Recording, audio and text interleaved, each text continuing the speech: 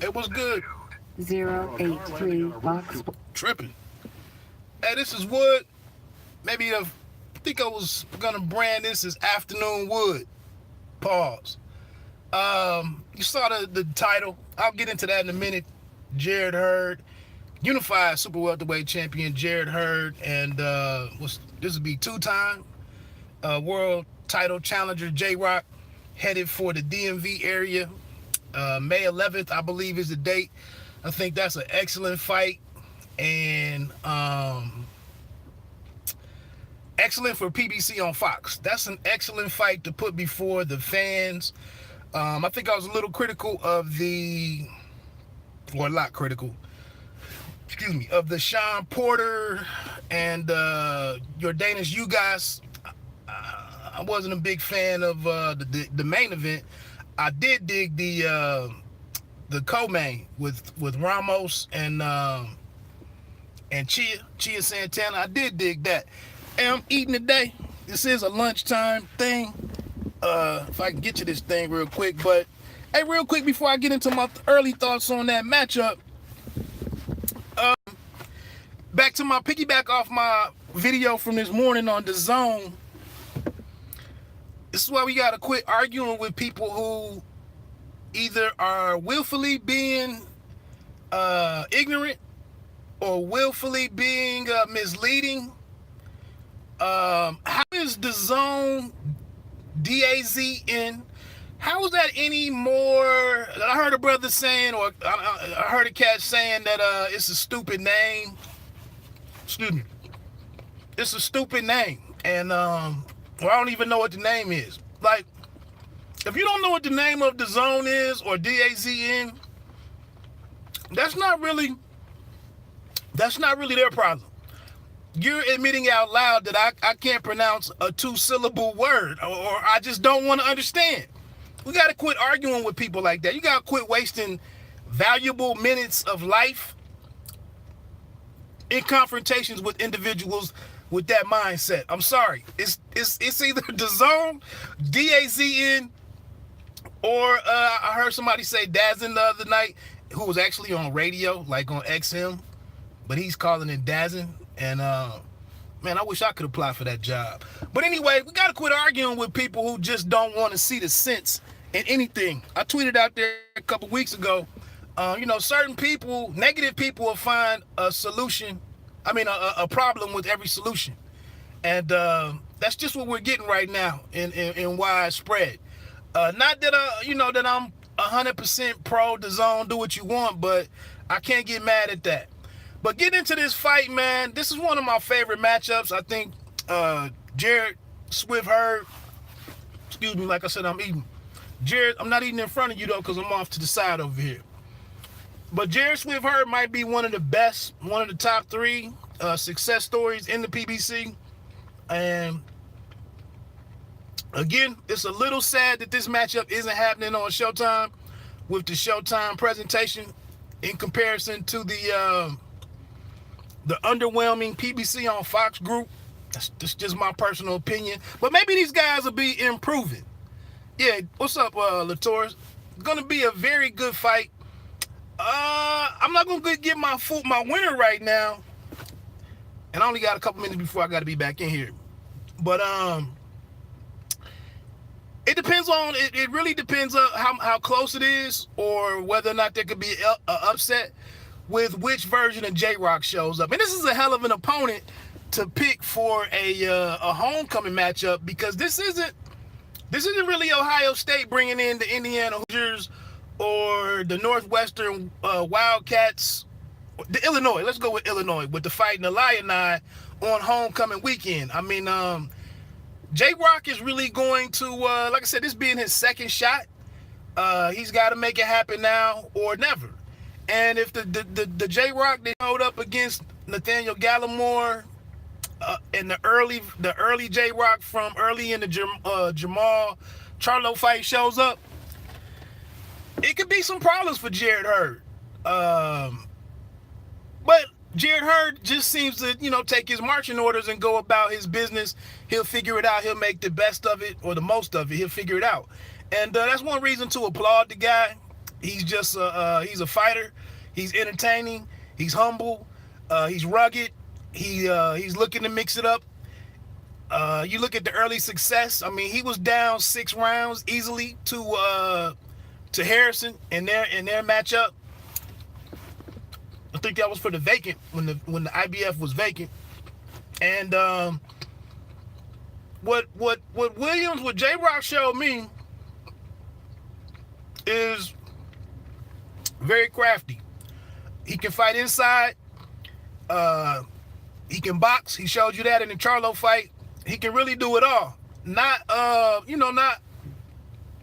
exceptional power per se, but he can fight you for all 12 rounds and figure some things out and get some rounds in the bag. And what was impressive about the Gallimore fight was that he moved inside and fought with he just totally outthought Gallimore all the way around. Him and his team, I don't know if that was Edwards in the corner for that fight. But they just really pulled out a game plan that nobody expected them to bring out. Then conversely, you know, Swift isn't exceptional power either at super welterweight. He's more going to give you volume, keep the pressure on you, grind you down, break you down, and then, you know, possibly get you out of there. So it's a very, I think, tail of the tape wise, I don't think either guy really has a distinct advantage in this one. So it's a great treat to the hometown fans in the DMV. I really would have hoped that Mayweather Promotions and you know, Ellerby and Mayweather, I really wish that they would have been able, that they'd be as proactive or as quick in getting a similar situation together for Gervonta Davis. I don't know if that's going to happen or not. But, you know, please reward these guys and put these types of events together. You know, quit making people travel to, you know, 3 hubs to check out their hometown fighter who has become a success. So, like I said, that's a good fight. One thing I would say with Jarrett Hurd, you know, he switches things up from fight to fight. He tries to add different things. We know he's been a slow starter before, or at times, but I think if he could make his jab less telegraphed and more sharper, a crisper jab, mixing up the speeds of that, you know, that he could at least that he could enhance his chances of controlling the action and controlling the fight, and maybe taking the fight out of J-Rock early on a little easier or a little more. So that's my thing. Don't telegraph the jab so much. Don't try to engage or shoot punches from out of range. You know, don't throw any longer uppercuts, any long reaching like rangefinder jab that he throws out there sometimes. Keep everything short and crisp, and look to look to get into the 6th, 7th round. Don't fall behind on the cards, and try to limit J-Rock's his confidence. So that's kind of my thoughts on that. Quickly before I get out of here, should have put this in the title, but I was just thinking before I came out here for lunch, like, how is it that Mikey Garcia, after one fight, as lopsided as it was, as one-sided as it was, as handily a loss as it was to Spence, how are we so quick to jump to the fact and say that Garcia is definitely done? I just thought that was a little reckless, and I know a couple people just jumped in and I'm changing up from the title, but it was just a thought of mine. We could point to many a fighter and say that they took a good beating, or they had a fight where they took an unusual amount of punishment and they came back and did a couple things. I mean, how could we even look at Spence and a potential fight with Spence and Manny Pacquiao? And Manny Pacquiao is one of the most iconic memes. Maybe iconic is a little strong, but in terms of memes, him laying face down after the shot from Marquez is what it is. That's what I agree with that. I agree with that wholeheartedly. It was just a good fight. But again, I think if we're going to give him any credit going into the fight with his intelligence, that if he would have taken too bad of a beating and things were really starting to affect him physically, that he would have told him to go on and end it. But he finished it. He didn't seem to be in bad shape immediately after the fights. I mean, we seen guys get ambulanced to the hospital and whatnot, or have issues in the locker room, the dressing room, or anything, or don't come out for the press conference. I believe he did the press conference. Tim Bradley is another guy who, you know, the Provodnikov fight, how physical and rugged that one was. Tim Bradley went on to have plenty of fights. Cotto was in some rough stuff, or some rough bouts. He went on to have some fights. I just think we jump on here and we wanna say all this definitive stuff, and we really don't have any basis to go on that to even suggest that. Now he could get in the next fight and we could see some kind of decline.